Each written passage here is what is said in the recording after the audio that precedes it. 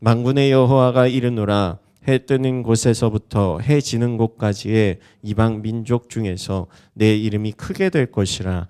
각처에서 내 이름을 위하여 분향하며 깨끗한 제물을 드리리니 이는 내 이름이 이방 민족 중에서 크게 될 것임이니라. 아멘. 여러분, 예배, 지금 예배 시간에 여러분 함께 나와 있는데, 예배란 무엇일까요? 예배를 딱 한마디로 정의해 볼 수 있을까요?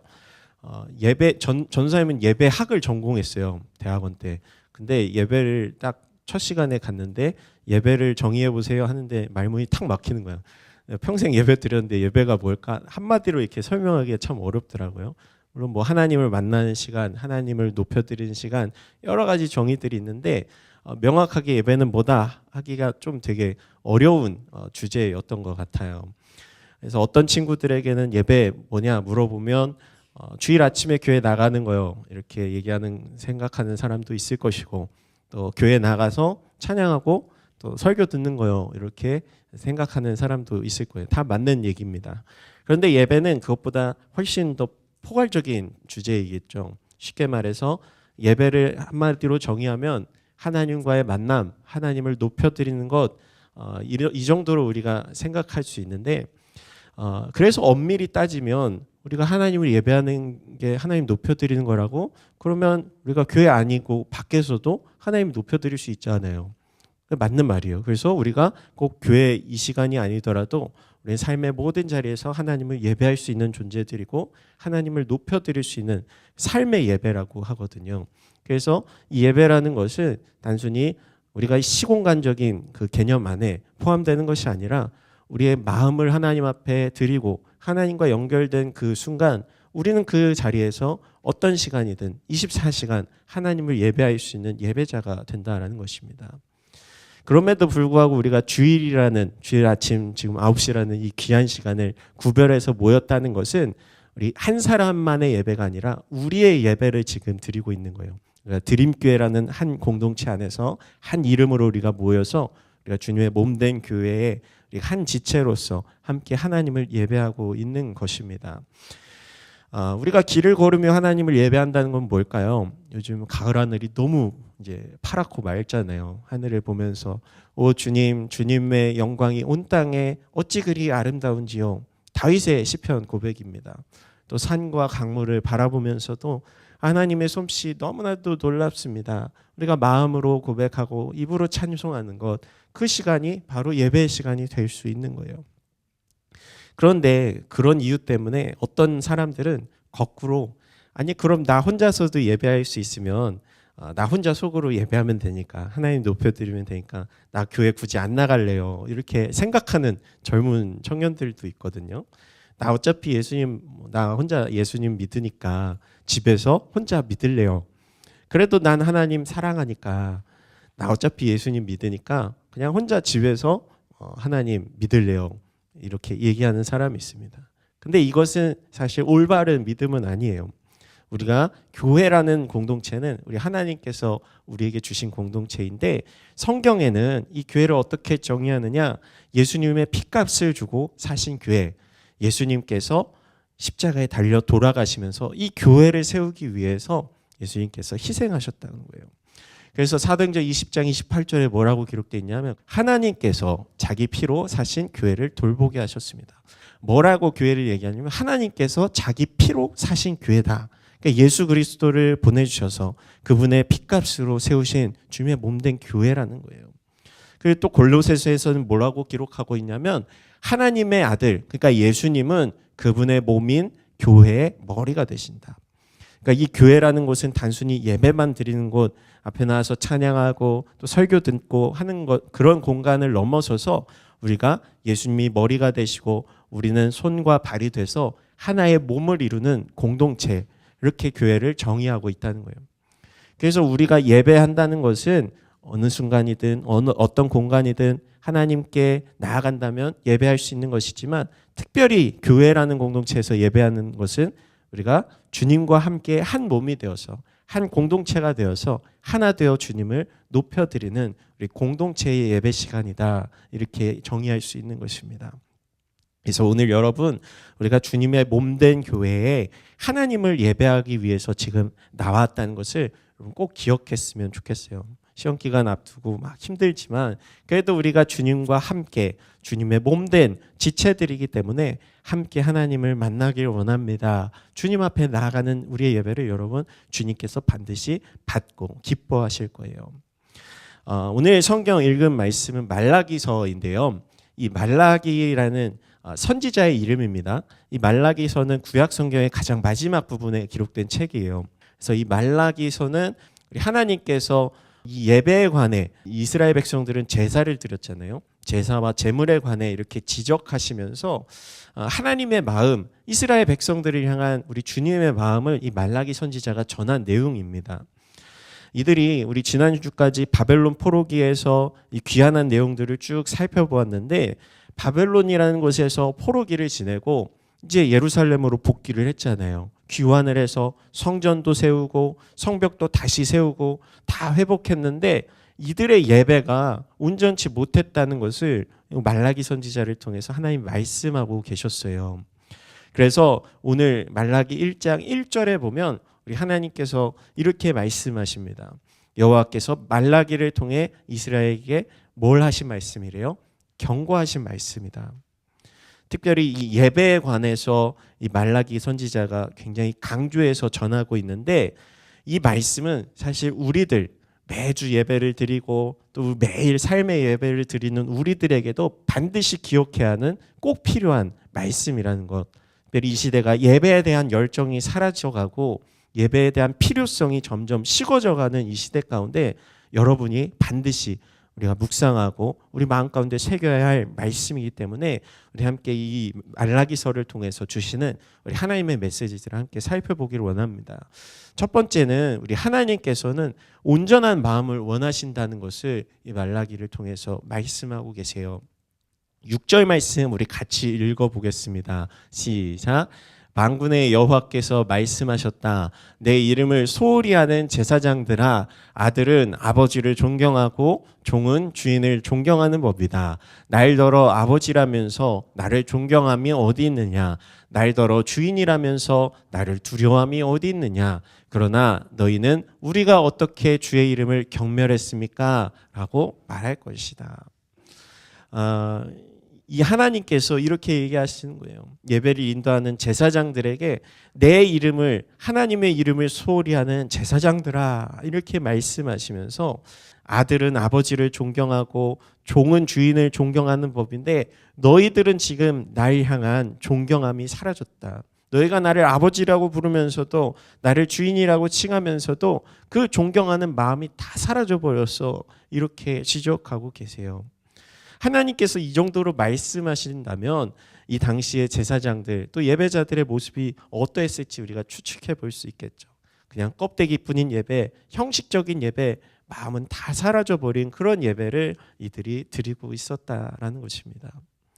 여러분 지금 예배의 자리에 여러분이 함께 앉아 있는데 여러분은 지금 어떤 예배를 드리고 있나요? 스스로를 바라봤을 때 나는 어떤 예배자인 것 같나요?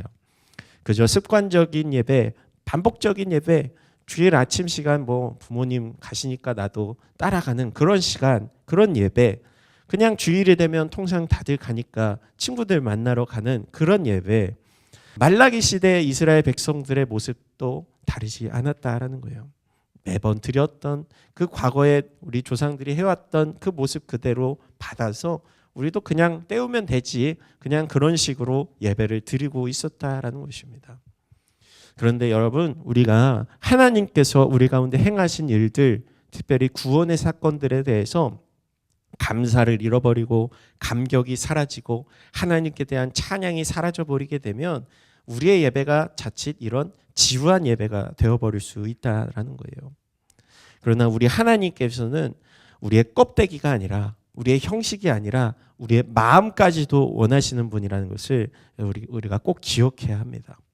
우리가 매주 드리는 이 예배가 날마다 삶을 통해서 올려드리는 우리의 찬양이 하나님을 향한 진실한 고백, 진실한 예배, 진실한 거룩한 산제사가 되어야 한다는 거예요. 여러분 이제 연애하는 친구도 있겠지만 누군가를 이렇게 만날 때 좋아하는 사람하고 마주보고 앉아 있는 것하고 내가 좋아하지 않는 사람하고 둘이 마주하고 있는 것하고 어떤 차이가 있을까요? 내가 싫어하는 사람이 나랑 마주보고 둘이 밥을 먹는다고 하면 나 맨날 괴롭히고 때리던 애랑 밥을 먹어야 된다고 생각하면 그것만큼 고역이 없잖아요. 그러나 반대로 우리가 사랑하는 사람과 함께 마주하고 있다면 그 시간이 얼마나 빨리 지나가는지 느낄 수 없을 정도로 너무나도 좋고 기쁜 시간이 될 거예요. 근데 여러분, 우리의 예배가 마치 그런 시간이 되어야 한다는 거예요.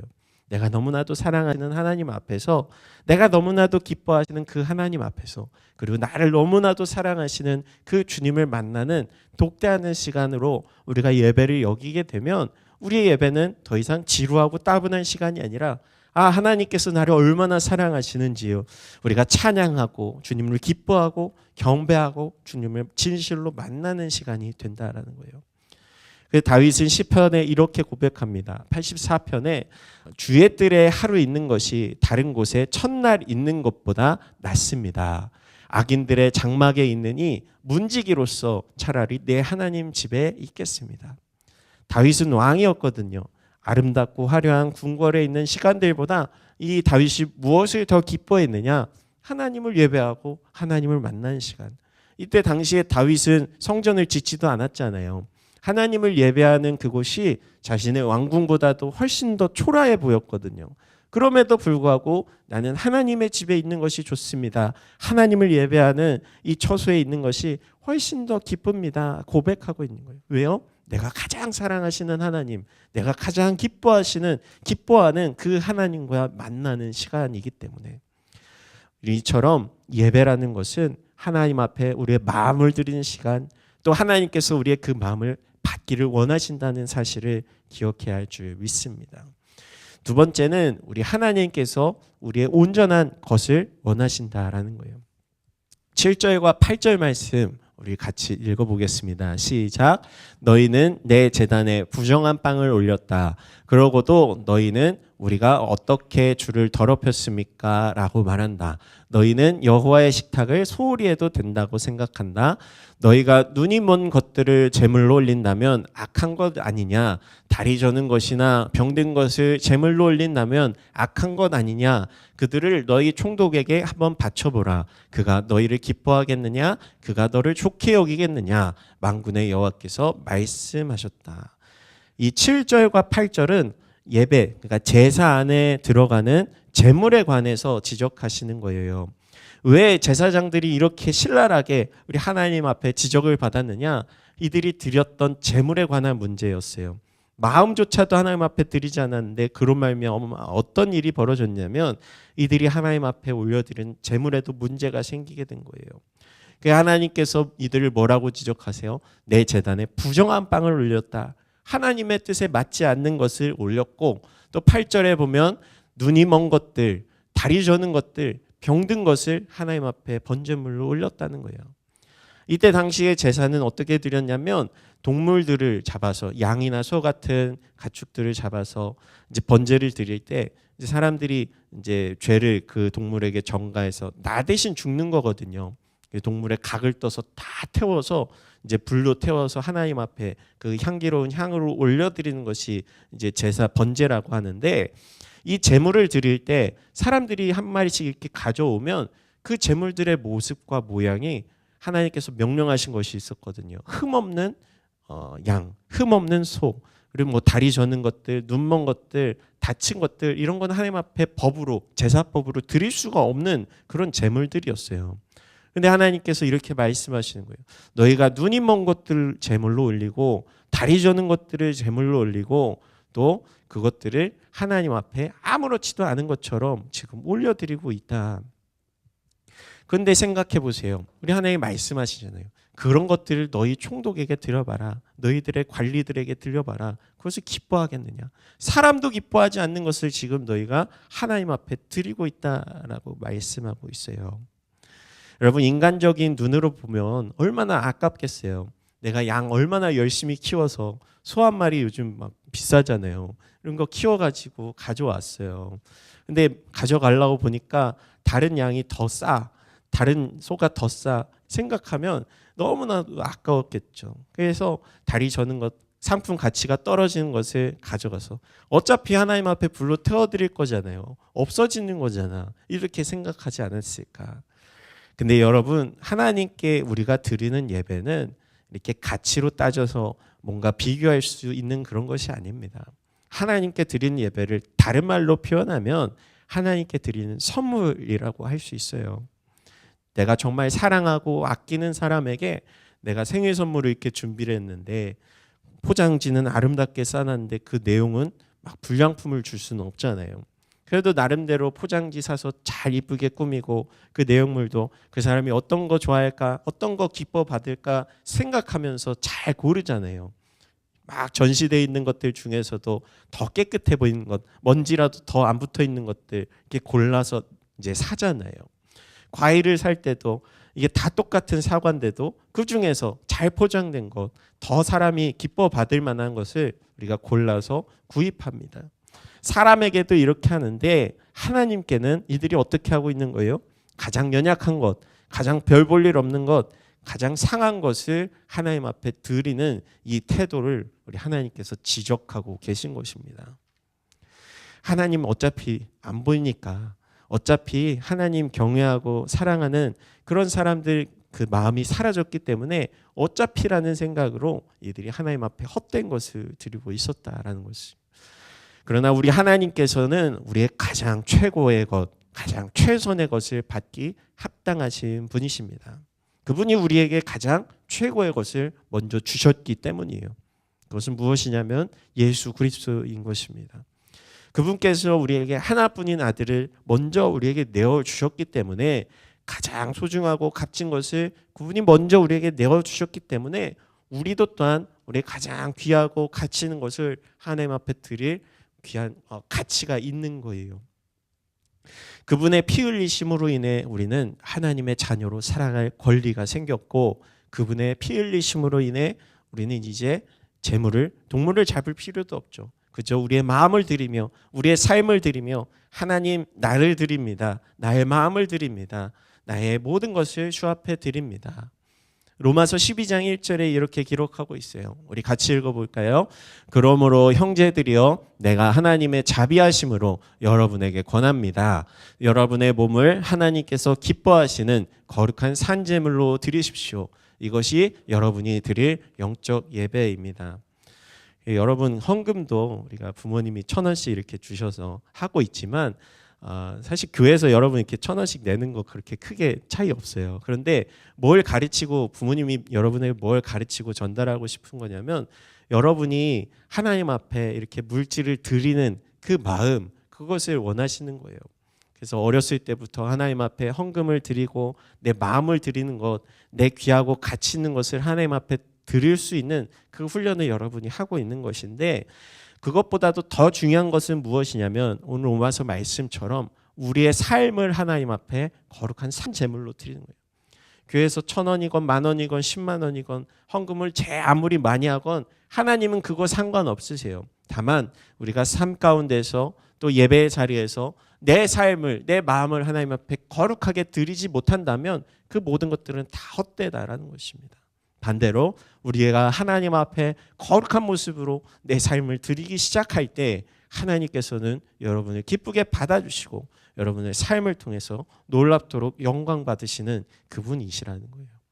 그래서 여러분이 하나님 앞에 찬양단 매주 이렇게 나와서 이렇게 찬양으로 헌신하고 또 반주로 봉사하는 것도 쉬운 일이 아니에요. 얼마나 열심히 연습하는지 몰라요. 이 모든 것들이 하나님 앞에 드리는 우리의 뭐다? 예배라는 겁니다. 우리의 노력과 우리의 마음을 하나님 앞에 드리는 것들.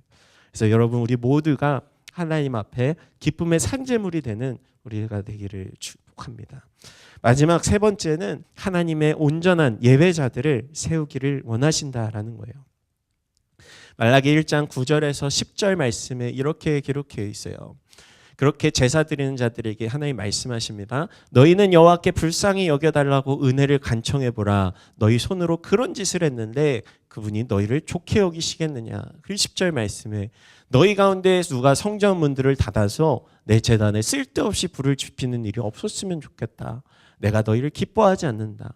그러니까 그런 예배, 그런 제물, 그런 제사 하나님께서 받지 않는다는 거예요. 마음을 잃어버리고 헛된 것들, 부정한 것들 올려드리고 있는 그런 행태들 차라리 예배 드리지 마 이렇게 말씀하고 계시는 거예요. 그러면서 11절에 뭐라고 말씀하시냐면 우리 같이 읽어보겠습니다. 해 뜨는 데서부터 해 지는 데까지 내 이름이 이방 민족들 가운데서 높임을 받을 것이다. 곳곳마다 내 이름을 위해 분향하며 정결한 제물이 바쳐질 것이다. 이는 내 이름이 이방 민족들 가운데서 높임을 받게 될 것이기 때문이다. 만군의 여호와께서 말씀하셨다. 그러니까 이 이스라엘 백성들의 부정한 예배, 온전치 못한 예배, 그러나 내가 너희의 예배가 아니라 이제는 온 민족들을 통해서 온전한 예배를 받을 것이다. 하나님께서 말씀하고 계시는 거예요. 해 뜨는 데서 해 지는 데까지 우리 찬양하잖아요. 해 뜨는 데부터 해 지는 데까지 이 찬양이 이 구절에서 나온 말씀이에요. 그러니까 해 뜨는 저쪽부터 동쪽 끝부터 해 지는 서쪽 끝까지 모든 백성들이 이제는 하나님을 예배할 것이다. 이방 민족들을 통해서 나는 영광을 받을 것이다. 그리고 그 이방 민족들 중에서 우리가 하나님을 지금 예배하고 있는 것입니다. 이 말씀이 사도행전 말씀에서 우리 주님께서 이렇게 말씀하시잖아요. 성령께서 너희에게 오시면 너희가 권능을 받고 예루살렘과 온 유대와 사마리아의 땅끝까지 이르러 내 증인이 될 것이다. 복음이 이스라엘 백성들뿐만 아니라 예배가 이스라엘 백성들만의 특권이 아니라 이제는 하나님을 아는 자들이 온 민족 가운데 일어나서 주님의 복음을 듣고 우리도 하나님을 알지 못했지만 이제 주님의 복음을 듣고 우리도 하나님을 예배할 수 있는 그런 존재가 되었다는 것. 그리고 우리의 사명 무엇입니까? 모든 민족들에게 여전히 하나님을 예배하지 못하는 자들에게 하나님 앞에 예배하는 온전한 예배자들로 세우는 것. 그것이 바로 우리의 사명이라는 거예요. 여러분 오늘 말씀을 통해서 우리 예배에 관한 하나님의 마음을 함께 살펴보았습니다. 우리는 지금 어떤 예배자인가? 어떤 예배를 지금 드리고 있는가 우리는 함께 생각해 보아야 해요. 단순히 주일 아침에 드리는 예배, 헌금에 관한 이야기가 아니라 여러분과 하나님의 관계가 어떠한지 나와 하나님과의 지금 관계가 어떠한지 우리는 꼭 한번 생각해 볼 필요가 있다는 거예요. 나는 과연 하나님과 연결되어 있는가? 나는 과연 하나님 앞에 참되게 예배하고 있는가? 그리고 나의 예배를 하나님께서 지금 받고 계시는가? 혹여나 내가 하나님을 향한 사랑이 지금 식어지지는 않았는가? 그렇다면 우리는 그 사랑을 다시 회복시켜야 하는 일이 필요한 거예요. 다시 말씀 앞에 내 마음을 드리고 다시 하나님의 음성을 듣기 위해 기도의 자리에 나아가고 오늘 말라기 말씀 늘 기억하며 하나님, 내가 하나님 앞에 온전한 예배를 드리는 그런 거룩한 예배자가 되길 원합니다. 하나님 받으실 만한 거룩한 산제물 내가 되겠습니다. 결단하며 다짐하는 우리 여러분, 우리 드림교회 고등부가 되기를 우리 주님의 이름으로 축복합니다.